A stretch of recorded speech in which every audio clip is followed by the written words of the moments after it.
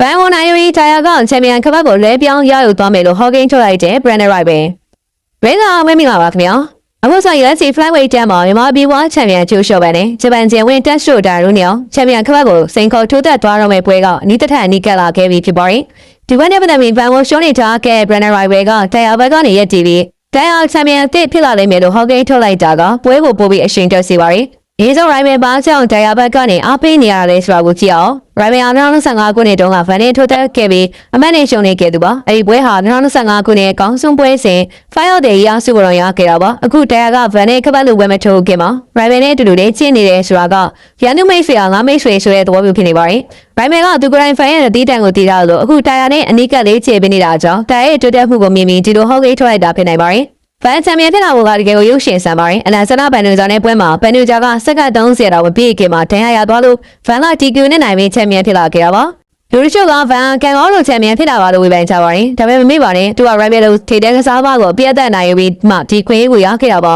ဗန်က ballon striking လို့ခေါ်တဲ့လက်ဒီအချက်အရေးအတွက်အများကြီးပြုလုပ်နိုင်သူပါသူရဲ့ side vision strike accuracy က56%ကျော်ရှိပြီးဒါ UFC flyweight သမိုင်းမှာဒုတိယအမြင့်ဆုံးပါရိုးပြမယ်ဆိုရင်ဖန်နဲ့မတည့်ရရှင်ထိုးရင်ဘယ်သူမှမသက်သာပါဘူးတရားကတော့အခုတည်း UFC မှာရှုံးဝဲမရှိသေးတဲ့ကစားမှပါတန်ဟာမြင်းပြင်းတိုက်ခွက် grappling မှာတကယ်ကိုပါနေပါတယ်သူဟာပြန်ဘက်ကိုချုပ်ကွက်ယူနိုင်ဖို့အမြဲတမ်းချောင်းနေတက်သူဟာတရားက Ryman စီကနေဖန်ရဲ့အားတာချက်တွေကိုလေ့လာသိနေပါတယ်ဖန်ရဲ့လက်သီးတွေကိုဘလို့ရှော့မလဲဖန်ကိုဘလို့မြင်းပြင်းဆွဲချမလဲဆိုတာကို Ryman ကတရားကို inside info တွေကုန်ပေးထားပါတယ်ဒါကဖန်ကျွန်တော်တကယ်ကိုစိန်ခေါ်မှုကြီးပါပဲ Ryman ကတရားချန်ပီယံဖြစ်မယ်လို့ပြောတာဟာဖြစ်နိုင်ချေ50-50ပါပဲဘာလဲဆိုတော့ဖန်ကတိုင်းစစ်သမား striker ဖြစ်ပြီးတရားကအချုပ်သမား grappler ပါအမေမှာက striker တွေဟာ grappler တွေနဲ့တွေ့ရင်အမြဲတမ်းရုန်းကန်ရတွေရှိပါတယ်တကယ်လို့တရားကဖန်ကိုမီမီမောဆွဲချနိုင်ခဲ့ရင်ပွဲကဂျပန်သားလက်ထဲရောက်သွားနိုင်ပါတယ်။တရားဟာဖန်တန်ရဲလဲပုံမြင်တယ်လို့လက်တန် reach ကလည်း9လက်မလောက်ပိုရှိပါတယ်။ဒါဖန်အတွက်တရားနာကပ်ဖို့ခက်ခဲစီမဲ့ချက်ပါ။ဖန်ဟာမန်ချက်မှာကောင်းဝဲပဲမြင်းမြင်းခံစစ်မှာတော့အားနည်းချက်တွေရှိနေပါတယ်။ Raven နဲ့ပွဲတော့ကဖန်ဟာ Raven ရဲ့နေစားမှုတွေကိုခံခဲ့ရပူပါတယ်။ဒါကြောင့်တရားကအဲ့အချက်ကိုအသုံးချမှာပါ